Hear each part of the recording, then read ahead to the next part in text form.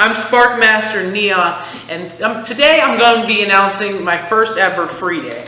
Now, it's a new type of video. It's basically, I do three videos a week. I do Mondays, where it's like a short summary of the topic. I do Tuesdays, which is like more in depth, and Wednesdays, which is an activity. So I've decided to debut free day, which is anything. Anything. Doesn't have to do with topic, doesn't have to do with anything. Just fun, right? So for my first one, I want to introduce my friend Rishi here. And I'm going to be interviewing him and asking him some questions. So I got him right here on my phone. And I think we should be good to go. So Rishi, tell us about yourself, your disability, and how you've managed to stay positive no matter how difficult things may have been. Yeah, so I'm Rishi. I'm 22 years old. I've grown up in Woodbridge, and actually met me and Andrew are good friends from actually when we were much younger. We used to just hang out. Yeah, we go way back. Yeah, way back, man. Like middle school-ish. Like playing with Nerf guns type shit. Like it was just a very good time of imagination, and we all had a really good group of people that we mingled with. Yeah, the good old days. Yeah, man, it was really fun. It was actually, and it was innocent too. Like it was like we found fun in imagination. We didn't necessarily have to do anything outside of like the realms of social experimenting with drugs and stuff. Like not at that crazy. Yeah, not at least at that age. And like at that time, we're just having fun, man. Like never touched a drug in my life. Okay, well I can't say count the same. allergy medicine. I can't say the same, but for sure, like we had a good time growing up and stuff. So a little background about me: I'm a psychology major from George Mason University. I just got into my social work program at VCU, and I will be accepting the offer. Which is really awesome, being able to progress that far into my academic career. Yeah. Obviously, as Andrew mentioned, I am disabled, so the disability I have is called Charcot-Marie-Tooth. And this is kind of a very French name, but it's basically the last names of the scientists in Europe who discovered it. But the acronym that it goes by is CMT, which is a lot easier to remember. If you can remember country music television, that's basically also a disease in terms of the CMT for the acronym. Mm-hmm. So what it basically does is it is a neuropathy. And so the way I like to explain it to people is if you imagine a wire, your wire is the nervous system, or at least the peripheral nervous system for us. That is damaged, right? So, and depending on what type of CMT you have, there's two main types, which is a demyelinating form and an axonal form. I don't want to get too biological here, but I will give a little bit of a background. So if we use the analogy of the wire again, the myelin is that outside rubber coating on the wire. The axon is the inner wiring itself. Depending on this is a genetic disease. It runs in families, and it actually has a very high prevalence in our population. It's just very unheard of, which is why, and because it's 1 in 2,500, which is actually the same as people who have it's the same statistic of those who are diagnosed with multiple sclerosis, yet it's not as heard of. However, it is a debilitating disease in terms of, and it's very different for everybody who gets it. And so what it basically does, as a summary, is that it, for my version, I have the axonal form, which means that the inner wiring of the, we're going back to the wire analogy, the inner wiring is screwed up. For people who have the demyelinating form, the rubber on the outside gets screwed up. Now you can clearly see this is a bad thing. Now, if you know anything about biology, you will understand the nerves are an extremely important cell, and it's very important that they work properly for you to do the simplest things such as movement, being able to feel things, and being even able to do such simple things as breathing. Because nerves are integrated all throughout the body in terms of every organ, every muscle, even down to the simplest things as, being able to move your eyes. And when they do not work properly, there is a whole host of symptoms that come along with it. Now, I know you guys can't see it right now, but I'm actually in a wheelchair. This is not my everyday chair that I use. This is a chair I just kind of roll around with when I'm getting lazy. I'm also kind of recovering from a shoulder injury. I do utilize a manual chair mostly because I like to stay active, and I feel more confident in a manual chair. But aside from that, it does cause massive disability, and the reason that is that when your nervous system starts to degenerate. Now, mind you, this is a progressive disease. There is no, and we don't know. Unfortunately, it's not like ALS or maybe something like cancer where there are clear stages to how the disease progresses. It's different for everybody, and people who have the disease, even the same subtype, will tell you. You can even clearly see it in my hands. I have drop wrist, which is basically very weak muscles in the forearm. So it causes my wrist to basically bend in these weird angles and be very hypermobile. Same in the fingers. It's severely for me permanent, or I would say where the severe effectiveness for me has been in my legs, and from my forearms down has been where it is. I also get muscle twitching. I also sometimes experience nerve pain, and another thing that, the biggest one obviously is muscular atrophy from the fact that the muscles are no longer integrated through the nerves, they don't get any signaling, and they start to wither away. This all sounds very depressing, but it needs to be said because in order for us to talk about the positive, we need to acknowledge the negative. I think you could agree to that. Yeah. Right? So this is the disease, right? And that is what it is. It is genetic, and there is no treatment currently as we speak. Now, sorry, could you give the question again? Yeah, no problem. Just about yourself, your disability, which you've covered, and then how you've managed to stay positive no matter how difficult things have been. Yeah, for sure. So the staying positive part, I think, really kind of comes into the fact that, number one, you have to recognize where we are in the world. And I understand that, saying this right now during the whole epidemic with the coronavirus may be not necessarily the best time, but medically where we have far surpassed by even the last 5 years what we know now than what we knew again 5 years prior, right? Yeah. Which is insane. Constantly evolving. Constant evolution. And we're starting to see diseases that are even on the similar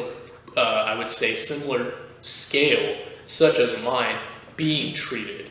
An example of it is there was a disease called spinal muscular atrophy that was guaranteed to be terminal for most patients who had it, caused severe muscle weakness, and it was a deterioration of the motor neurons in the spinal cord. Very significant, horrible disease. And within 2016, they approved a treatment called Spinraza. And without getting into too much detail, all it did was it corrected a backup gene to give it the effectiveness of the gene that is either mutated or not working. And it showed great efficacy, and it allowed these patients to live better lives. Some regained function, some slowed down that progression significantly, some did not progress. In fact, saw reversal, which is fantastic because the natural history of this disease is absolutely devastating for anybody, and including the patient, but the family as well.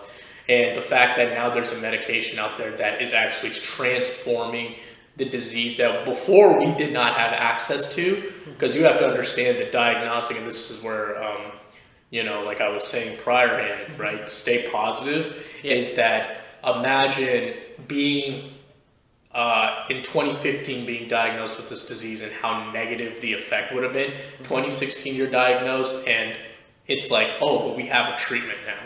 That's an amazing feeling. Now, for someone who and especially those who are in the rare disease community, those who have disabilities, it is such a blessing in itself to be able to have access to these type of medications that can transform the lives of us, where we're no longer having to worry about how much more function am I going to lose, what is going to be the next negative side effect, how much more of life do I have left, what do I have to do? These thoughts don't have to be as intrusive anymore because there's now a treatment that's working for it.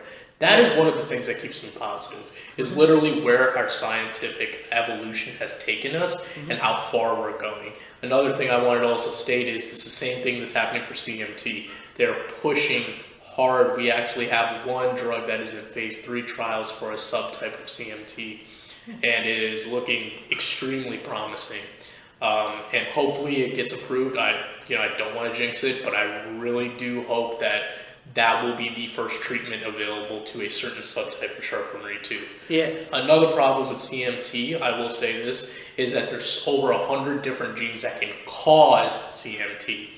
That being said, it's very hard to make a one-size-fits-all medication, and even then, everybody presents differently at times. There are people who are completely ambulatory who have this disease and may only experience very limited weakness in certain areas of their body. You would not be able to tell that they have CMT. Then there are those who are on ventilators who are extremely, for lack of better words, completely quadriplegic in the terms that they cannot move anything, either arms or legs, and they are stuck in their body, right? And that being that big of a scale in between, right? I fall in that in between scale. Luckily, I'm not on that bad of the disabled scale, but I'm not that able-bodied. That being said, right, a lot of us do fall in between this function level. And of course, with the disease being a progressive disease, we have to sometimes learn to relearn our own body, having to relearn new limitations. I've been very blessed in the fact that when my disease kind of took prognosis I was early onset, so when I was 2 years old was basically when I started showing symptoms at first, and then it kind of progressed into that point, and then I really didn't notice any more significant progression after that. Yes, my hands have gotten weaker. Yes, I don't crawl as well as I used to, but I still have a pretty good amount of function still left. I can still crawl, I can still lift weights, I can still actually get stronger, which is a very, normally it's not something that you would think of when you think of a neurological disease, but yes, you can get stronger with CMT. Everyone's going to be different in their function level. Everyone's going to be different in their function level, but you can get stronger. You absolutely can work out. It is actually one of the only known treatments that helps us. Going to physical therapy, going to occupational therapy, working out at home. I've seen significant gains in, my bicep, my tricep, the shoulder, chest area, core area. It can happen. You can do it. It is going to be difficult, but what keeps me positive is that there are so many adaptive equipment out there. There are so many people who are willing to help. And then there's also so many people that are in worst case scenarios than you that wish that they were you. Those are the people that keep me positive and keep me going. And just like to wrap off that question is, the last thing that keeps me positive is I truly do believe that there will be a treatment for this disease in my lifetime. And that in itself is such a strong belief to have and a feeling to have that you're going to be able to possibly see, hopefully something that's going to stop this disease from taking anything else from you. Of course, it sounds morbid, but at the same time, this is the reality of what we deal with, and we have to acknowledge that, but we also have to acknowledge that there's so much being done to make sure that this isn't going to be the permanent outcome for these people. Yeah. This includes myself, this includes anyone who has a disease, especially a neurodegenerative disease, Alzheimer's, Parkinson's, which are really common ones known of, multiple sclerosis, ALS. These are the type of diseases also that are, again, getting the same amount of treatment in terms of trying to find something that will help them. And the thing about disabilities transcend everything. They transcend your race, your gender, your nationality, your social economic status. So we have to be very understanding and learn that it's very important to invest into trying to find these regenerative medicines as well as these life-changing medicines, because including with just as a physical disability in itself, even with mental illness, you'll also recognize that treatment has been can be a hit or miss, but it's a very big thing to be able to have access to it, right? The difference is with mental illness, there is a treatment there. Not always just medication. There's cognitive behavioral therapy, there's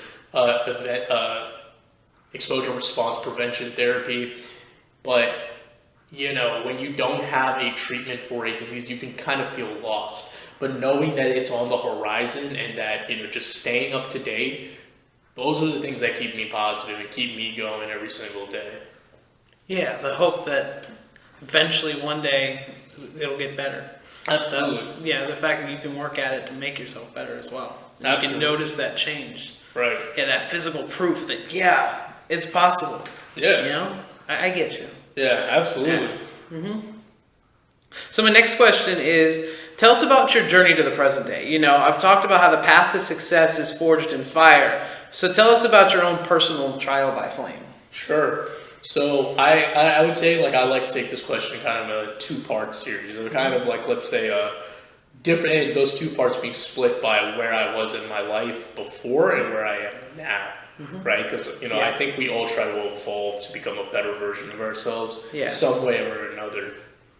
For myself, at least included, I would say that beforehand, I was very actually repressive of my disability, not very accepting of it. And, you know, being mindful that the function I lost was the ability to walk, which was the biggest one. And just whatever comes along with walking, being able to stand up on my knees and everything like that was kind of a big blow for me. But I really did not accept the disability a lot. Also, another thing is, we grew up in a society where and we still do, we grew up in a society where disabilities are not talked about. People are often ostracized, very much so, especially in the public school system, when they are disabled, right? You will see it all the time. You will see the disabled child being in the, you know, corner of the room in a desk, not being able to really integrate in with a lot of the people that are there. And, you know, we think like that doesn't mean anything, but you'd be surprised to see what happens when you can't. I'll give you an example. In high school, what ended up happening before I had the, I guess, the confidence to be able to say, hey, I'm going to go and be in an uncomfortable situation, I would always sit in the desk in the very back, and it was a specialized desk that I could roll into, you know, and and here's the weird thing, this desk could either be in the front of the class or in the back of the class. Obviously, this being said, you're either never seen or you're always seen, but either way, you're never really integrated in. Yeah. So it makes you already feel ostracized off the beginning. Yes, you can still make friends. Yes, you can still, you know, of course, do social activities, but you're not really well known, or you're too well known, and it's not for the right reasons. Yeah. People tend to come up with a lot of similarities, and, you know, high school was kind of that time, that turbulent time where I really had to come to an acceptance of the disability, right? You know, mind you, this includes everything in terms, if you want to like look at it from a very psychological point of view, from going through the stages of grief, because you have to grieve the loss of being able to walk, grieve the loss of, you know, not being able to ride a bike anymore, grieving the loss of, you know, not looking normal, basically, even though that, you know, it sounds very subjective and like, oh, who cares? It matters to the people who used to be able to do it and you can't anymore. I think also another big thing is learning my fears. My fear of wanting to lose, or my fear of losing function was very well, very noticeable for me at that time.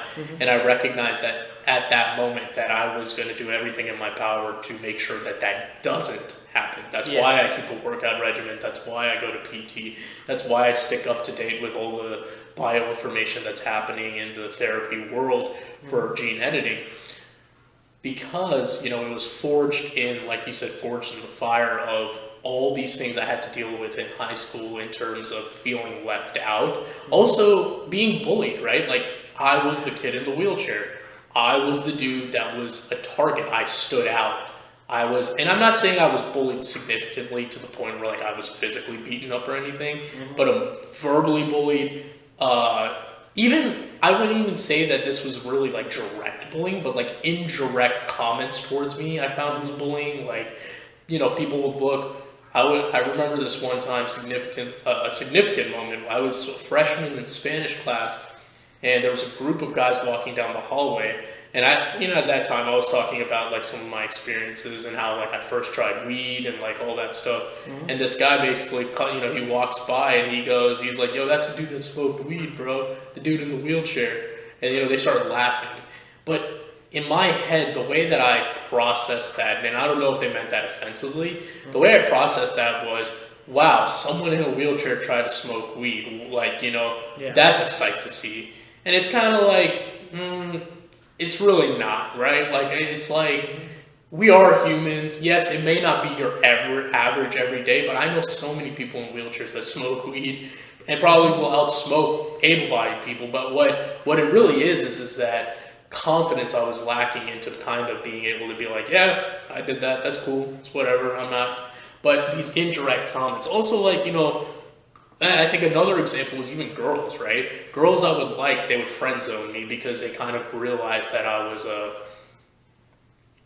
just not their guy of average choice. I wasn't the person that they were looking to date or be with. I know that, again, this sounds morbid, but this is important to state because this is what starts to fuel this evolution for me.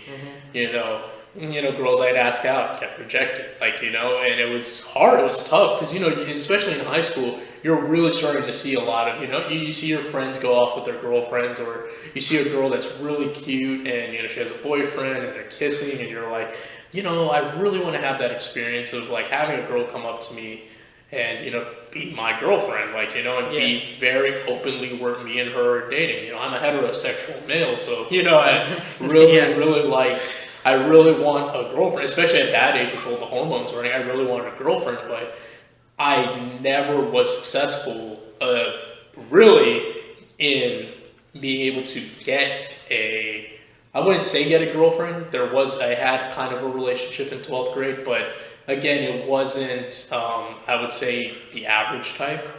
And it wasn't with some girl that went to the school. So, it was really hard because I felt that I was looked at, again, as someone who was on the more inferior level. Yeah. Because, he's such a nice guy, he's such a sweet person, but never, he's hot, or he's attractive, or oh my God, let me, let's go hang out with him type of thing. That was never me. I never got that type of attention. Yeah. And for me, it kind of was like, why? Right? Mm-hmm. And then you recognize why. And the truth and the reality straight up is, I had a disability, I was in a wheelchair. And straight up, especially at that age, and this is no diss to anybody, but it's just that people are not very comfortable with it, and they treat you like an asshole. And you start to treat them like assholes because you're like, fuck you, you're a piece of garbage. Yeah. But you then recognize that, and this is where, again, the evolution comes in, right? I don't want this to be this permanently, right? Because this is not a life I want to live, right? I don't want to be constantly looked at as that kid in the wheelchair, and I don't mind that statement, right? It's cool, yeah, I'm in a chair, I accept that, that's fine.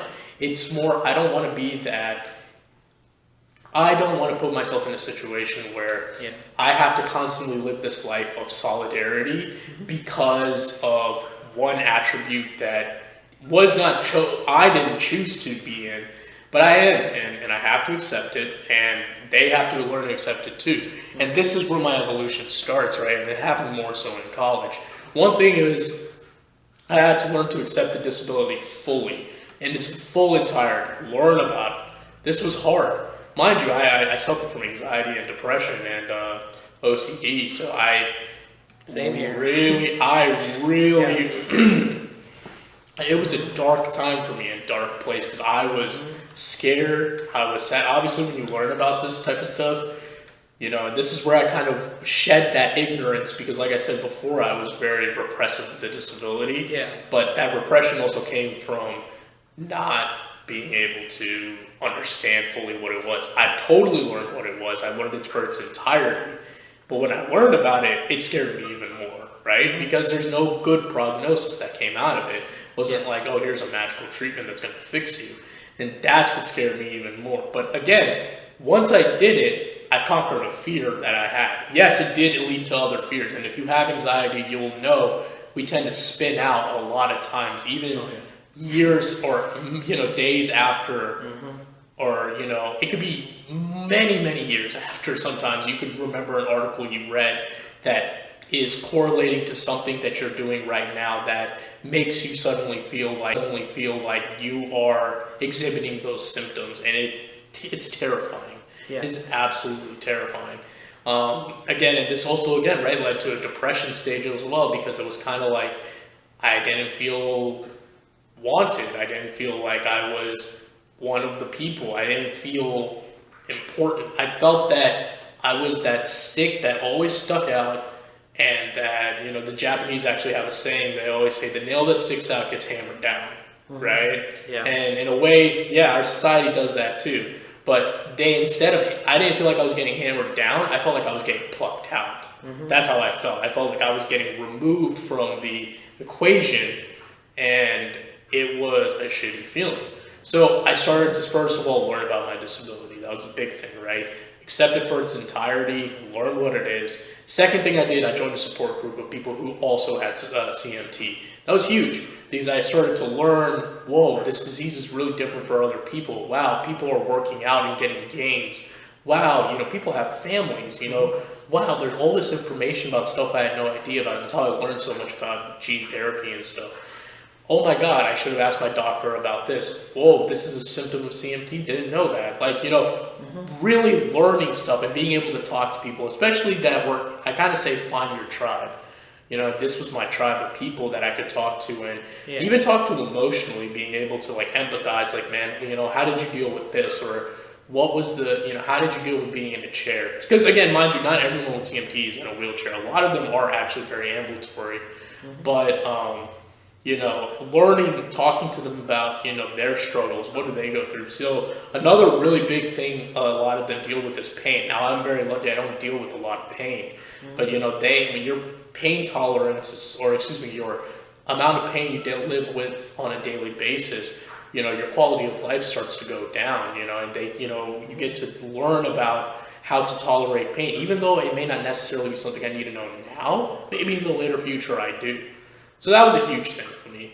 Number 2 was being able to be vulnerable. And what I mean by that is I really hated jokes about my chair, right? Because I felt like that was one of those things. And a lot of people would probably agree, yeah, you should not like that. It's not okay for people to make fun of you. It's not okay for, and I agree, it's not. But at the same time, it's not it's one of those things where once you have learned to kind of, I would almost say, go along with it, laugh at it yourself, literally laugh at the one thing that makes you uncomfortable, and actually truly laugh about it, not just fake it, it takes that power away from people, right?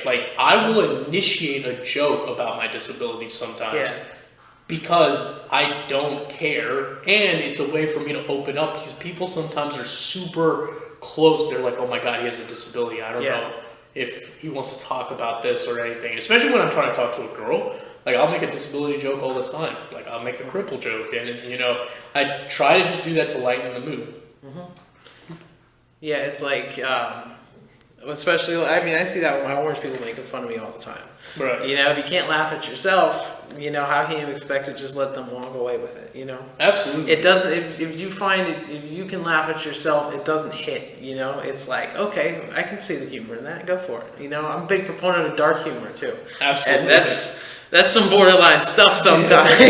No, absolutely. But if you're open-minded enough to go, hey, they don't mean it in a hostile way, they mean it in a friendly way. They're trying to, pop a joke, get everybody to laugh, Even if it's about you, taking a joke and whatnot, if you don't let it get to you, then it's not a bad thing. You're the one who decides if it's a bad thing. Right.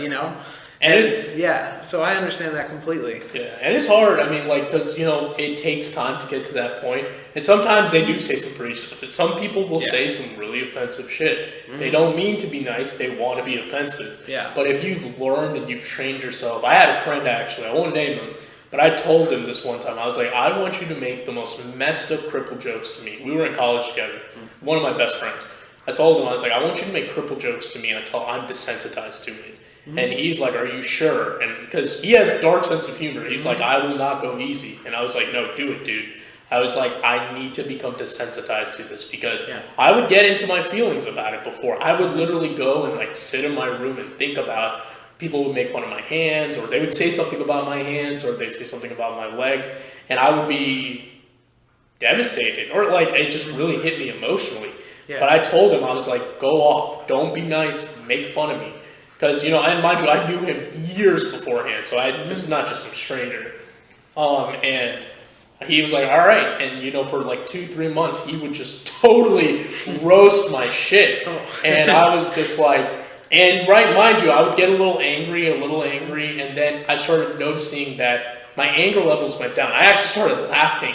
And eventually what I recognized, and this was really funny, was that after a while, once I started not really reacting to it, and even like when I was able to stay silent, and silent because it was like so old to me at that point that I didn't need to say anything back, it was this feeling of I was taking power back. Yeah. I was taking that power that this person, and not saying he thought he had it, but what those others who thought they had the power by saying, oh, he's crippled, or, oh, how are you going to do this type of stuff, they don't have that power over me anymore. I take it back because I'm not reacting with anger towards it. Because instead, I'm reacting with like laughter. Yeah, you're right, I'm a cripple. Actually, in fact, recent story, I was at a bar, and without too much context, this one woman came up to me, and she kind of got into a verbal argument. And she goes, I'll Spartan kick you out of my wheelchair. I was like, do it. I was like, go for it. Go for it. Because, it's funny, though, you think people aren't like that, but they absolutely, when they show their ugly side, they're going to treat you with the same level of disrespect. And then when you laugh it off, it takes all that power from them. It makes Exactly. you feel even worse. Yeah. But if they're trying to make you feel bad, it's like a mirror. Exactly. And then it's even funny. I find it hilarious when, like, she was like, They're speechless. Yeah. And they're just kind of like, sometimes, and she was like, okay, yeah, that's right. Because you can't walk, you're crippled. And I was like, yeah, you're right. I can't walk. I'm crippled. Like, yeah, that's cool. And I just like laugh it off. I'm like, it's all good. Like, that's cool. That's totally fine. Like, because for me, it's okay. Like, this is where I said again, coming to the acceptance of the disability is, it's okay. Because my life has continued to go on. I've been able to do so many stuff in a wheelchair. Yeah, I'm absolutely okay with that being said. I'm like, yeah, sure, fine. Of course, anyone else who heard that doesn't have that context would be like, whoa, you're going way too far. But for me, I'm kind of like, whatever. I'm desensitized to it. Yeah. And I'm able to take that control back because I'm not going to let somebody, especially someone who's intoxicated and angry, get to me in a way that's going to trigger a response that I don't need to trigger because it's like, it's a waste of energy. And it lets them win. Yeah, and I wish I had that when I was in high school because that's when it happened the most, right? You have a lot of people. I mean, this was a time where people really just kind of wanted to find a reason to fuck with you. It's literally, that's just what it is. If you stick out, some way, somehow, someone's going to want to make a joke to impress somebody else. They're going to want to do something to make you look like shit. But again, I know we kind of went off on a tangent, but going back to the question is, this was the fire that fueled my evolution, right? Another thing was, getting into the gym, working out, feeling good about myself, recognizing what I could do. That was a huge thing for me. There's a lot of things that you can sometimes be told you won't be able to do. Yeah. But then when you do it, it's a feeling of victory that I cannot explain outside of a euphoria. Yeah. That even, so in 2017, I decided that I wanted to stand up and walk again. So I bought these CAFO braces, went to physical therapy, and after 3 months, I was able to stand up with a walker and walk. Like, it was an amazing feeling. It was really awesome to be able to do that. Something I was told by a doctor priorhand that would not be able to happen. Yeah. So, to me, I was kind of like, this is not to discredit doctors. I'm just saying that, yes, they may be experts, but they don't know everything, right? And so not allowing people to set your limitations for you is a big thing. I'm also fiercely independent, so I really like to learn to do something by myself before I'm willing to accept help from someone to do it for me. So that's a big thing that kind of came out of this as well, was not putting myself in a situation where I had to rely on others. Going to college was a big thing for me because I had to live on my own and do it. But I got to prove to myself that I could. And that was huge, beyond huge for me.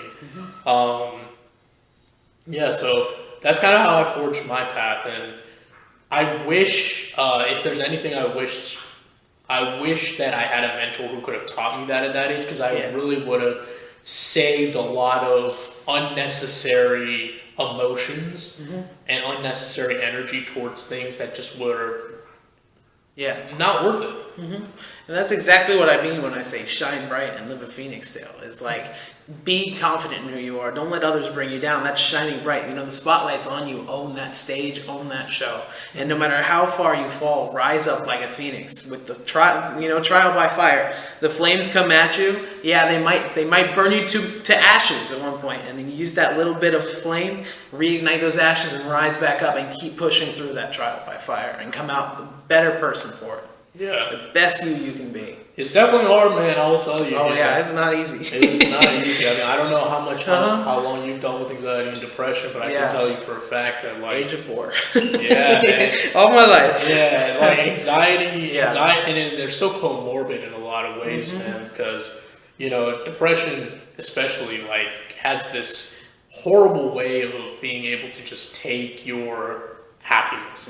I mean, I went through a depression stage actually about 2 months ago, and it was horrible. It was one of the most horrific things because I didn't want to get out of bed. I would have such dark thoughts about how the world was going to be and how my future was going to be. I mean, I was just in a bad place. But at that moment, that's when I realized I needed help. And God forbid, lo and behold, I went ahead and went into therapy, got on some medication, and now I'm feeling so much better. And I'm glad I did that because it recognized that it was a temporary moment. Yeah. But depression is one of those things where when it hits hard. Like a truck. Like a truck. People don't really understand it. People sometimes don't give very good advice on how to get out of it. Yeah. And the real only way out of it is through your own self, fighting your own mind, and realizing, hey, stop it. Yeah. And even then, it doesn't work because you're sitting there arguing with yourself the whole time, and it's like, why am I like this? Yeah. It's like, why is my energy being put towards? It's like I was happy last week. Everything was great. Everything's still great. But why do I hate myself? Why do I not like what's going on? How deep and morbid am I getting? And then you have no energy. It's like, why can't I move? Why can't I wake up? Oh my God. Do I want to wake up? Is there anything to live for type of stuff? Right. Like, it becomes a very dark, deep place, and it's super hard to get out of. But once you get out of it, that is when the biggest recognition happens of understanding that, whoa, that is temporary. It's a really bad place to be, but it is temporary. Yeah. Anxiety kind of works the same way. However, I think anxiety has a tendency to kind of be like a wave where it can wave up during the day, get really bad, and then like kind of start to fall off. Yeah. For me, it happens at night. That's when my anxiety falls off. But during the day, my anxiety is could be at like a 10, and I mean, not joking, panic attack 10. I guess at the worst. But now it's again, it's manageable again, where I can actually go do stuff and live life and be enjoy. Again, I'm back to a place where I'm actually really happy, which is great to be. But it's really hard to tell that to someone who's going through it because all they're going to see and feel is what they're feeling right then and there, which is the depression, which is the anxiety, all the symptoms, and the only thing I could tell you, if there's any advice, is accept help, go to therapy. If you need to get on medication, there's no shame on it. Get it and try. There are different medications that might work for you. Do it. Go through the journey.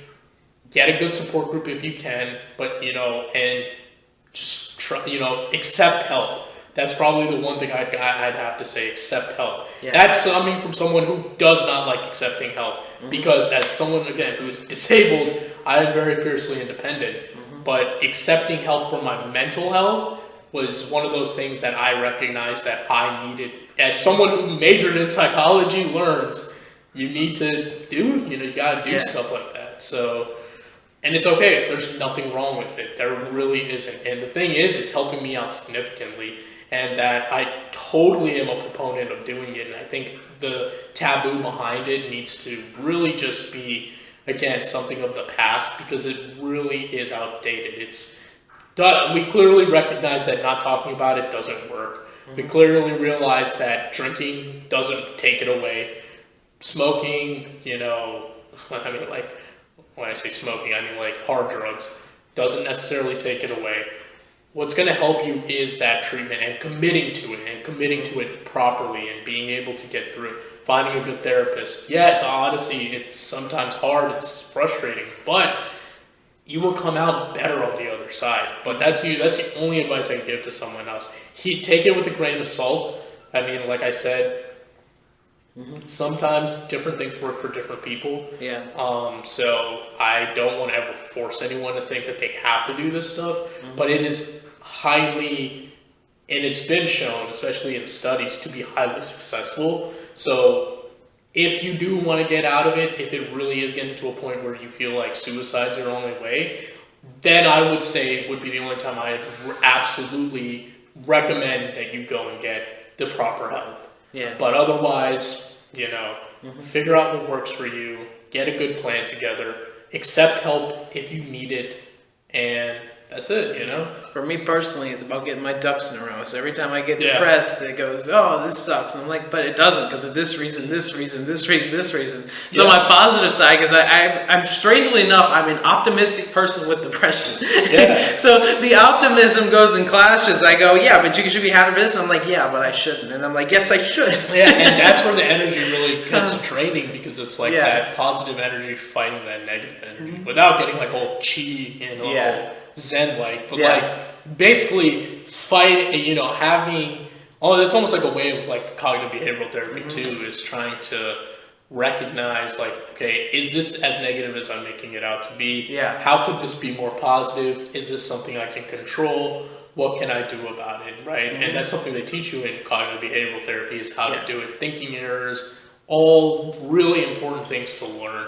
Same with like, exposure response prevention, which they utilize mainly for OCD, but for a lot of other things, which does a very similar thing where it teaches you through exposure that something's not as bad as you're making it out to be, and through enough exposure to it, your response, starts to become less and less anxiety and more maybe something else, curiosity, ignoring it, whatever.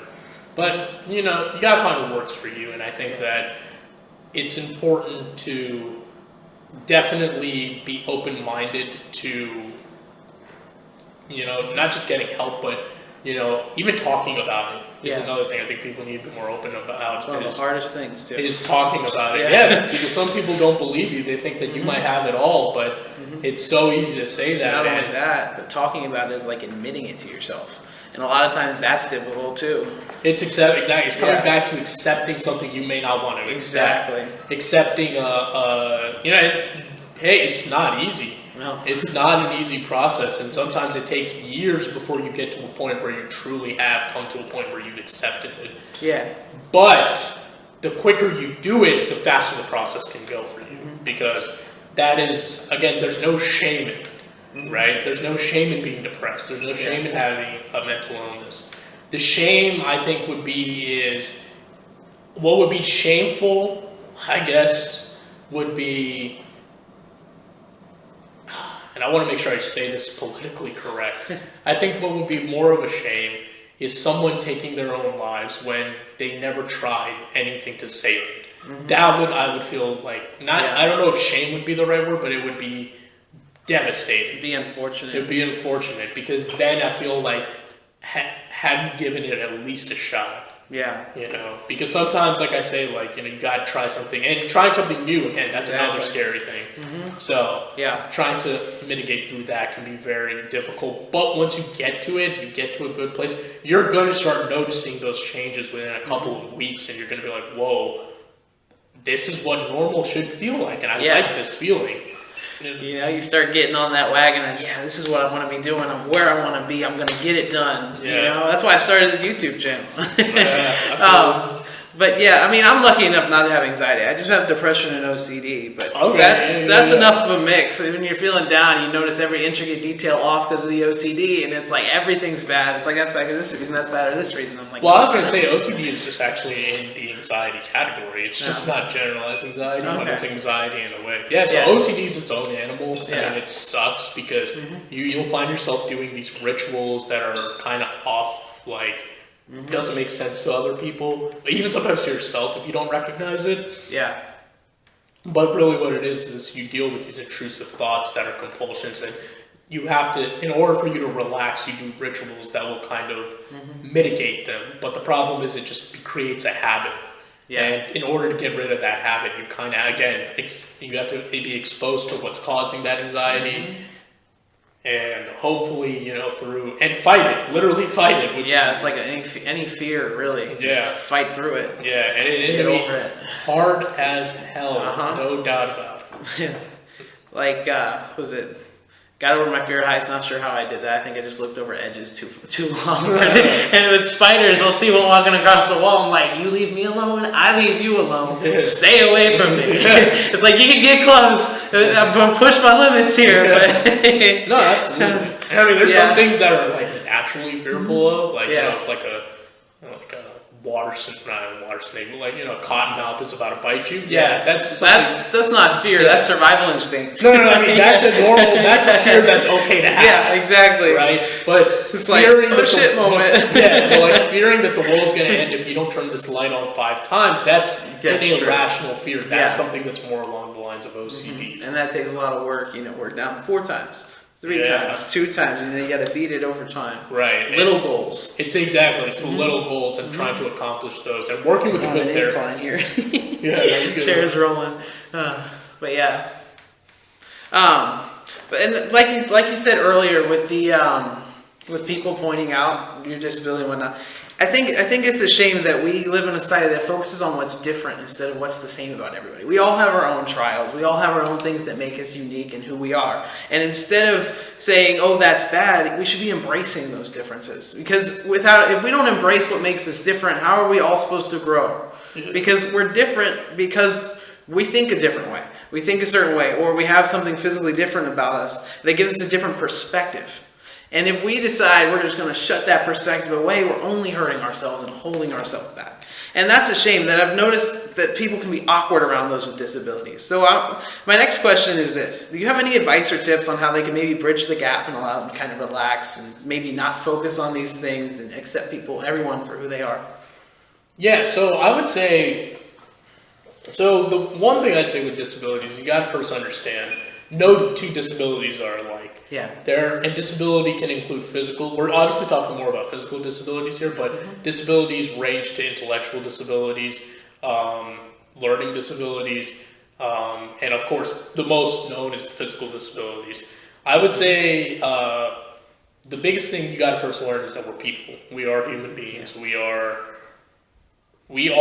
very similar to you in a lot of ways. We still want to be able to feel love. We still want to be able to feel happiness. We want to be able, we're not just these, cooped up animals that are just there, or living this horrible life, which I would go to my next point, which is you can live a very fulfilled life with a disability. Very fulfilled. It can be very successful. You can be literally anything that you want to be with a disability. Obviously, there are some things that may not necessarily work, but you literally, all limits are based upon the person, the disability, and what they choose and choose not to and to not do. So, before before you think someone with a disability can't do something, I would suggest ask them first. Number 2, big tip, here's a huge social tip, it's called disability etiquette, or just wheelchair etiquette. If someone doesn't want your help, don't help. Don't help. That's rude. That's like if, that's like if, you're about to finish the last Lego piece and someone you really, really hate grabs that piece and puts it on there for you. And then you feel like that whole structure was made by that person, even though it wasn't. Same thing. If I'm opening a door, I want to know that I can open that door, get my chair inside, and push through. Yes, it's okay to help sometimes. Sometimes the situation calls where you're gonna need someone to help, and it's understandable. But it is highly recommended that you ask before you do it. Don't just run over and think someone needs help. That's actually pretty rude. Don't, I would say definitely don't just push someone in a chair if they didn't ask for your help. That's also extremely rude and actually dangerous because that person could flip or they might be carrying something and drop it. Don't do that. Understand, again, coming back to that, we are people. We want to also experience things too. A lot of us that don't have, a lot of the people with physical disabilities aren't necessarily intellectually disabled. We can experience love. We want to experience physical, emotions with another person. We want relationships. We want to build friendships, right? We want these type of things. We don't want to be cooped up and not being able to do that stuff. We want to be able to, like, for instance, I want to have a girlfriend that is my girlfriend, and I've been able to have that, and I know it's totally possible. It's totally, of course, you got to work through some differences, but outside of that, that's any relationship. You can't doubt it. It's just that having someone who's just a little bit more open-minded to it, that's all that you really need. But then it can be really successful, and sometimes in ways just more intimate. A lot of the times you can find that. So again, we're not, and another big thing, people with disabilities can have sex. This is so, I think, important to state because this is a huge misconception. They believe you're in a wheelchair, sex is not available to you. That is not true. That is not true at all. It may be different. It may require, med pills or, toys for some people. It may not require shit. You just gotta, it depends, like I said, not all disabilities are alike, but you gotta understand we can do those physical things. And it's important to recognize that is a huge misunderstanding, and that in itself is why a lot of, like I said, as myself speaking, some women get that impression that I can't do that. But I'm like, no, that's not the fact, that's not the case. And that being said, it's like, then they recognize, oh, okay, that's a huge thing. Yes, we can do it. It's important to state. It's important to note. What was another part of the question? Oh, it was just how they could maybe see everyone the same way, like help them relax, which I think we've covered. We're all people. We all have physical limitations, whether we have a disability or not. It's about not focusing on that and treating each other as people. Yeah, I think is what you were saying. And also learning to accept other people's differences. Yeah, exactly. And maybe even embrace them. Yeah, and sometimes it is hard. And I mean, I'm not gonna lie to you. When I say that modestly. There are going to be some people you're probably not going to get along with. Like, I would not get along with maybe a group of people who are racist. That's fair. Right? Because I wouldn't believe in their ideologies. But, people who are disabled, yes, I could, but maybe Andrew would be able to learn to, become more involved with, that group and embrace that group more. A lot of able-bodied people that have done it, physical therapists are a big group that have done it, and have recognized themselves finding a huge support group that they never thought they would have. Yeah. And they don't care, and they don't recognize the disability after a while. Truly, even though they know it's there, they completely understand the limitations. They don't really see the disability, or they don't see the wheelchair anymore, they just see the person. I think the biggest thing is a lack of exposure. That's a huge thing, man. You know what? That's a big thing I didn't. Go ahead, what were you saying? It's a lack of exposure. The more you're around somebody, the more you understand or you've been exposed to this particular mindset, perspective that, hey, they're just like me.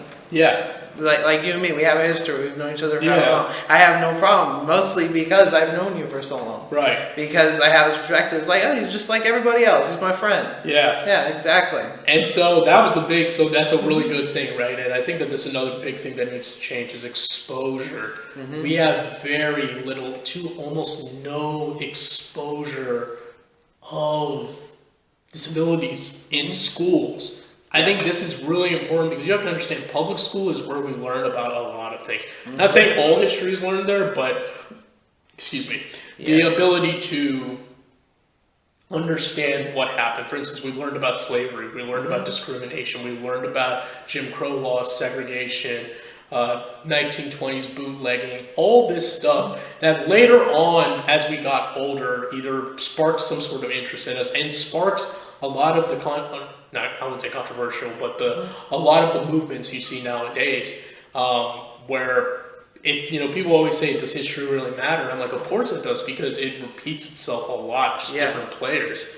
And if you can learn how some people that haven't learned history, and how easily they are manipulated by people who also don't know their history, it becomes a problem. So same thing with disabilities, right? Like if you are not exposed to those who are disabled, you're not exposed to the fight that we had to do to get the ADA, the whole American Disability Act to be approved by, the whole struggle, what we have to go through, the differences in life, how we are able to do certain the things that we are able to do, right? Like that, I think, needs to be implemented in schools at the youngest of kindergarten and should go all the way up until middle school, where they teach sex education, where then they could also teach sex education about wheelchairs. So that way people are not ignorant to this stuff. Yeah. That they understand that, okay, this is possible, this can happen. Because at the end of the day, school is so almost like, like a conveyor belt. You go to one grade, you upgrade, go to one grade, you upgrade. At least if you're going to put an upgrade it in a way so that when those people come out, they're going to have enough exposure to this. This includes, obviously maybe having teachers who are disabled, or having, speakers come in who have disabilities talk. And that in itself is going to make a huge difference, because those kids are going to be exposed to it enough and allow them to ask questions. Yeah. I cannot stress how parents fail miserably when it comes to allowing their child to ask questions. I get that it can come off rude, and I get that there are people in the disabled community that don't like being asked questions, but it is literally one of the ways that children are going to learn. It's the primary method of understanding. It is. There you go. You couldn't have said it better. That's exactly what it is. Those people the children need to be able to talk and understand it. Because I'll put it like this to you. A child that is told to repress that, right? So usually what you'll see is, they'll say, "Mommy, why is he in a wheelchair?" Mom usually looks at him, grabs their arm, says, "Don't say that, that's rude," right? Okay. After that child grows up. Now they see a classmate that's in a wheelchair, but what they're going to remember, even subconsciously, they might not even notice it, they're not going to talk to that person. They're going to look at them as an outsider already off the bat. Yet they don't understand that person at all, right? Now that person's going to feel more left out more than ever. Then, let's fast forward even later into that person's life. Now this dude's looking for a girlfriend, sees a really attractive girl, finds out she's in a wheelchair though, right? And through that observation, he's turned off. Right? So now he's not going to give her a chance based on the fact that she's in a wheelchair. When that could have been mitigated years ago, where all the misinformation, all the arrogance that he brought to the forefront could have been stopped at that young age, where instead of his mom getting mad at him, could have simply said something more along the lines of, "Is that okay if my son asks you that question so he can learn?" And if the person says no, then you politely say, "Okay," and that's okay. Or she should educate herself on it so she can teach him on a later basis. That is a great way to do it. The worst way to do it is to do what I just explained, which is the common way we do it. And that in itself is going to cause discrimination. We are one of the biggest minorities out there. We transcend all races, all socioeconomic statuses. I repeated this before. So, and anyone can become disabled. That's another thing we have to also recognize. This is not like, I guess you could say like race. You can become disabled literally tomorrow. And you will be put in a situation where now you will start to experience it yourself. And when you're there and when you have that experience, only then will you recognize how distant people and how arrogant and ignorant people are really to the understanding of disabilities. So it's so vital that we start to implement programs that allow children, that allow middle schoolers and high schoolers, even college students, to get around those who are disabled and to ask questions. That it's never a bad thing. I cannot stress that enough. We're the biggest minority. We're not going to go anywhere anytime soon. We are only going to grow because unfortunately the truth really is that disabilities are going to be, they're more, right? Like we have the coronavirus outbreak right now. Whatever disability comes along with that, whether that's respiratory issues, which again, is a disability in itself. If you're not able to walk like less than 6 minutes, I can definitely say that that's a disability. Exactly, it's something holding you back. Exactly. Physically. Yeah, so, that being, said, like these, this is a perfect example right now of what, like, our mortality is very much there, and we need to be able to accept, like, and everyone who's watching this needs to accept that they themselves are not, they're not immune to not becoming disabled. You can be the best looking person, best physical shape of your life, strong, and all it takes is one accident, and that is it. It is done. You are bad. You are now going to transcend into a whole new world, and that it really shouldn't be. It's the same world. Yeah. You shouldn't exactly. You shouldn't be. I agree to it, but the truth is that's that what it happens. Exists. Yeah, that it exists. We all have physical limitations, some more extreme than others. But at the end of the day, it's all a physical limitation. Right. That's why or a mental limitation, but it's still like a physical thing. Right. That's why it's called a disability. So when we think about it, we shouldn't be thinking about it, it's some disease or something bad. It's just, they can't do this the same way I can, because their limitations might be a little higher, but they can be worked at or treated. And, I shouldn't be looking at somebody saying, they're different from me, so I don't like them. Isolation. I don't want to offend them, Right. It should be, hey, they're just like me. I'll go see how they're doing, I hope they're having a nice day. Yeah. And sometimes being able to accept the differences, I think, is also key. Being able to say that, okay, this person may have less physical function than me, but that's okay. Exactly. Like, that's fine. That should not be a reason you shouldn't talk to somebody. Now, if they're being a dick to you and they're being an asshole, fuck them. Like, at that point, I'm not trying to sit there and say every person in a wheelchair is this nice, understanding person. Some of them are dicks. They're assholes just like us. Like I said, they're humans. Yeah. So if they're like that, be the bigger person, move away. Understand, though, that they're not the whole disability community. It's just they themselves are being an asshole. And again, bad experiences do happen. Some able-bodied people have had bad experiences. But the truth is that not everyone with a disability is like that, and we're not all the same. And a lot of times we're not like that.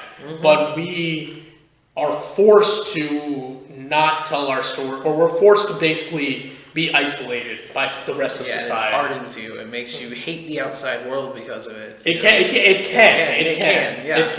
Yeah. But eventually you'll get to a point where you learn to accept it, and you learn to be, that's where you make that acceptance of either I can educate them or I can walk away from this or roll away. Like, I like to say, ignorance is not bliss. It's not. It's not. I think like that saying only really pertains to like minding your own business. But like being ignorant to like a very common thing, like being ignorant to what's going on right now in the world is not going to make you less susceptible to getting this virus. Yeah, exactly. It's only it's going to harm you in the long run. Exactly.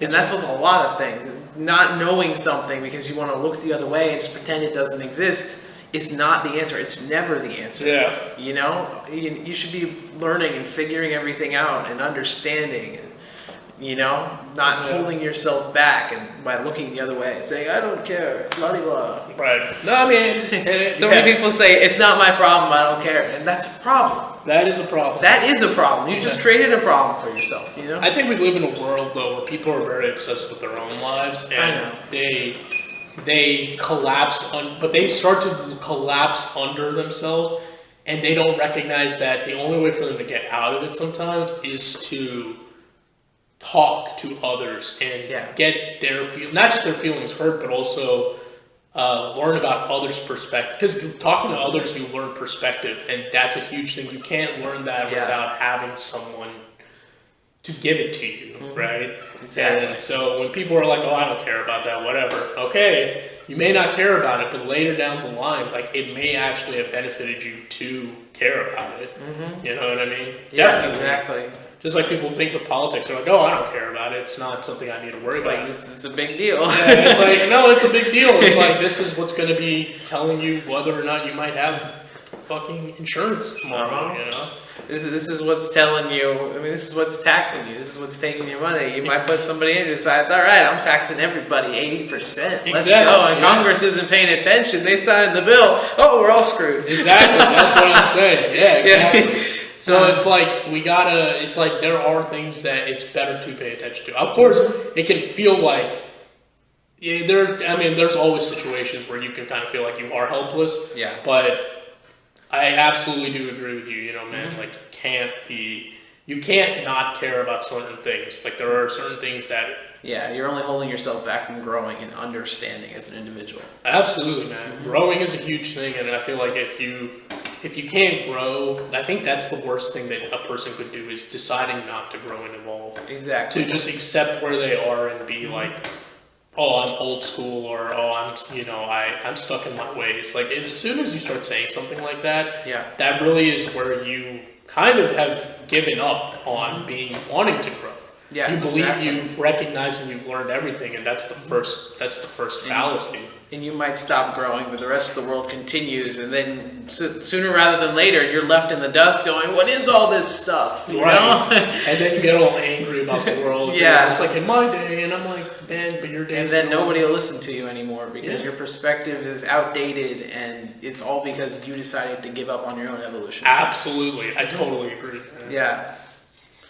And now I understand you have a message to share with us. Would you like to share it? Yeah, absolutely. So my biggest message I would share out there is, number one, please, if you do have a disability, if you do have any sort of limitation, whether it be physical, intellectual, learning, or even if you're just a normal, able-bodied human who is struggling, please go and find a support group. Find some people that are like yourselves who are dealing with certain situations. There is a lot that can be learned. Number two, the world is changing at a very fast rate, but in a really, really, really good way. And the fact of the matter is, we're in a place now where we are eons almost. Every year, it's like we've moved an eon in terms of what our knowledge has become. And the reason I want to state this is because where we're sitting in terms of therapy right now, like I was speaking of earlier, this may not be the next, this is not like a death sentence for me. There might be within 2-3 years a treatment for me, and I will never have to worry about progression again. I may regain some function again, but at the end of the day, I am totally and utterly, I'm absolutely okay with where I am now. I just want to stay this way. So, with all this new technology like CRISPR-Cas9, gene therapy, ASOs, being utilized as the medication now to treat these genetic disorders, I urge anyone who is watching that has a disability, that understands what I'm talking about, or has any sort of genetic base on their disability, understand that there's things being worked on. Learn about it. Get educated about it, because then you can go and talk to your provider about it and learn if you can get into a trial to help yourself out and help the scientific world. Number three, and the biggest one I would have to state really, is learn yourself. Always grow. Become a better version of you. It's very easy to let people put caps on you and your abilities to do, but you have to understand that your cap is strictly your cap. And what I mean by this is there is nobody that can absolutely with 100% guarantee tell you what you can and cannot do. This includes even doctors.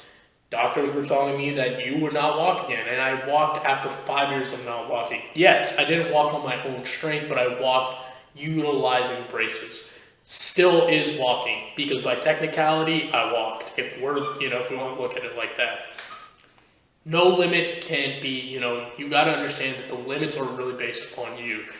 There will be limitations. It is going to be hard. It is absolutely normal for that to happen. But do not let other people tell you those limitations.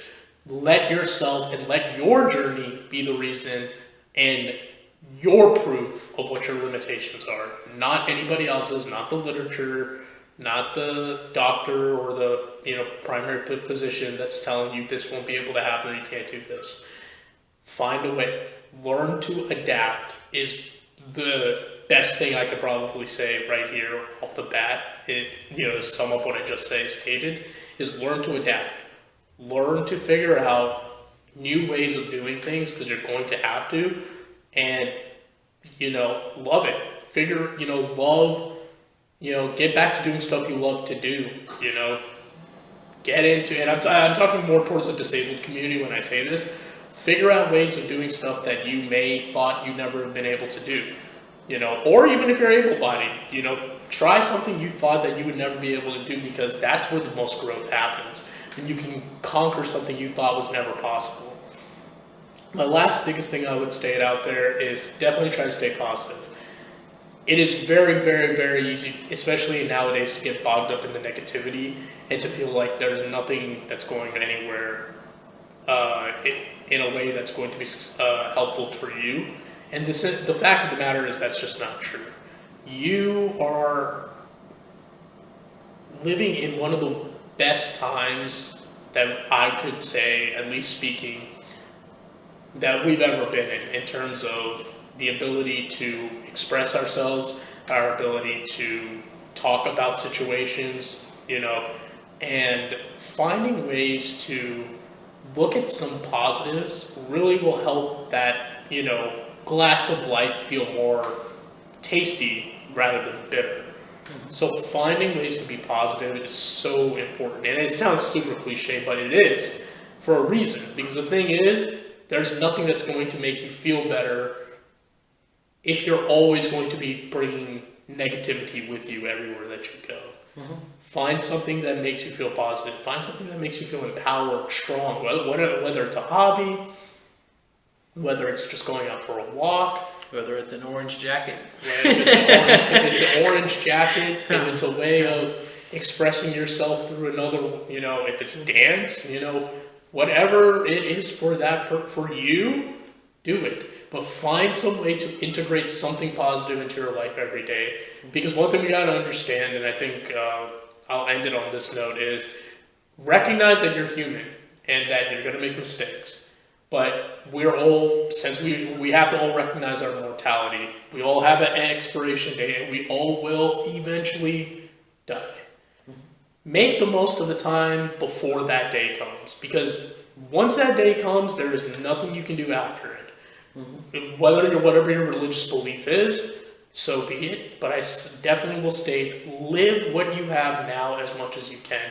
Don't look at living as suffering, but look at it rather as something that is a gift that not many beings are going to be able to enjoy for forever, including ourselves. So live it. Figure it out. Make it full of life. Make it full of experiences that you're going to look back on. So when the expiration date comes, you're going to look back and be able to, again, using that, analogy, it's going to make that, make your life taste a lot more positive rather than bitter. Yeah. So, yeah. Or I'd say more sweet rather than bitter. But yeah, you get my point. Yeah. Mm-hmm. So, yeah, man. Do you want to add anything? No, I think you covered a lot of it. Yeah. Right. I think we did great. Mm-hmm. So I'm going to close it out. All right. Yep. I'm Sparkmaster Neon, and I think we should all try and understand each other's stories and where we all come from and the trials we all face, so we can all truly shine bright and live a phoenix tale together.